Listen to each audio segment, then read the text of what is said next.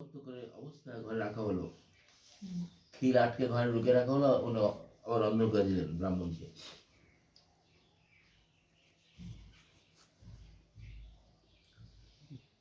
এবং সকলে যখন ঘুমিয়ে পড়েছিল তখন ঘুমিয়ে পড়েছিলেন, তো মহাপ্রভু সেখানে তার সেই নৈবেদ্য খেতে শুরু করলেন। সবাই বিচলিত করে হতে দেখে শ্রী জগন্নাথ তাকে বললেন, পূর্বে আমি এই ব্রজে জহদুলা ছিলাম, কৃষ্ণ ছিলাম, তখন তুমি একসময় নন্দ মহারাজের কাছে অতিথি আয়ত্ত করেছিলেন, খাদ্য আমি খাচ্ছি। ভগবান যাকে কৃপা করেছেন তা বুঝতে পেরে ব্রাহ্মণ তখন অত্যন্ত আনন্দিত হলেন, কৃষ্ণকে তিনি আত্মহার করেছিলেন। এভাবে চৈতন্য মহাপ্রভুর কৃপা লাভ করে সেই ব্রাহ্মণ পরম সৌভাগ্য অধিকার হয়েছিলেন। সে আদিখণ্ড বর্ণিত আছে।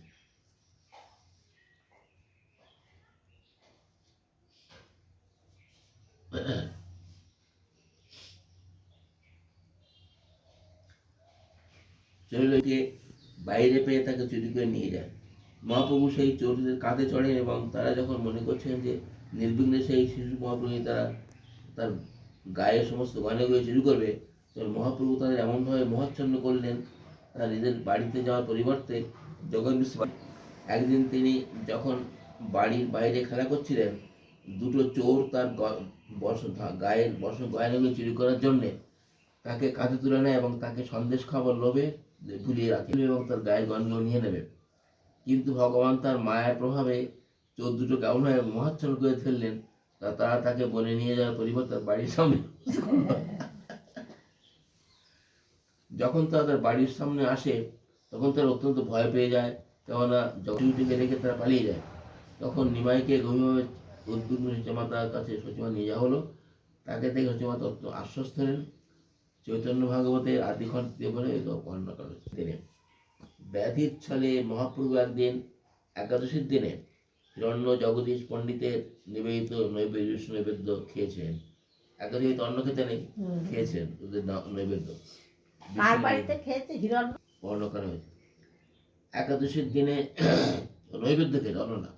একাদশীর দিনে শ্রীকৃষ্ণ বিষ্ণুকে অন্নভোগ দেওয়ার নিবেদন করা হয়।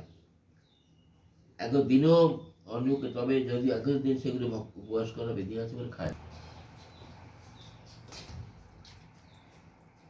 তো ওদিন উপবাস করেন। এই উপবাস করার বিধি ভগবানের জন্য নয়। এক সময় একাদশীর দিন জগৎ হিরণ্য পণ্ডিতের বাড়িতে শ্রী বিষ্ণুকে নিবেদন করার জন্য বিষয় অন্নভোগ রান্না করা হচ্ছিল।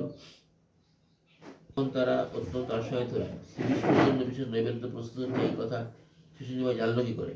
অন্য নিবেদ্য করা হয়, জানল কি করে? তাই তারা সেই নৈবেদ্য পালকের খাওয়ার জন্য পাঠিয়ে দিলেন।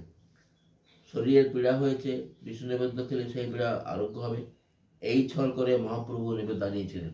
আর এই রোগ হয়েছে, বিষ্ণু নিজেও কিছু খেয়েছিলেন, তাই তার ব্যাধি ভালো হয়ে গিয়েছিল।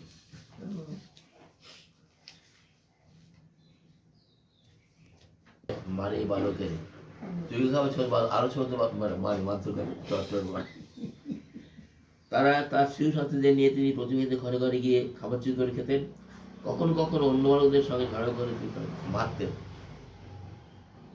শিশু নালিশ করে প্রতিবাহীদের ঘর থেকে নিমাইয়ের চুরি করার কথা, প্রহার করার কথা বলে দেন। তখন সে সচিমা তার পুত্রকে তিরস্কার করেন।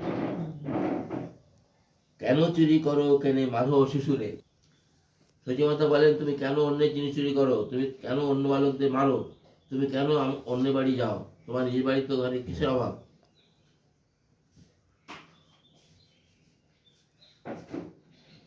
বেদান্ত সূত্র অনুসারে শ্লোকে যেহেতু সৃষ্টি স্থিতি লয় পরমেশ্বর ভগবানের বিরাজ করেন, ভগবানের মধ্যে রয়েছে। চৈতন্য মহাপ্রভু হচ্ছেন পরমেশ্বর ভগবান শ্রীকৃষ্ণ স্বয়ং। তাহলে তিনি কেন চুরি করছেন এবং আলোকদের সঙ্গে মারামারি করছেন? তার এই চুরি চোরের চুরি করার মতো নয়, চোরের চুরি ক্ষমতা চুরি করা নয় কিরকম, অথবা তার এই মারার মতো নয়, স্বাভাবিক প্রমাণবশত। এই জগতে কোনো শিশু শত্রুতা বশবর্তী না হয়েও প্রতিবেশী ঘরে গিয়ে চুরি করে এবং কখনো কখনো তারা যুদ্ধ করে। তৃষ্ণার প্রবণতা না থাকলেও এই জড়জগতে প্রকাশ হতে পারত না। না থাকলে ওখানেও আছে, এখানেও হচ্ছে। বড় জগৎ ও চির জগতের মধ্যে পার্থক্য হচ্ছে চিৎ জগতে বন্ধুত্ব প্রীতি সহকারে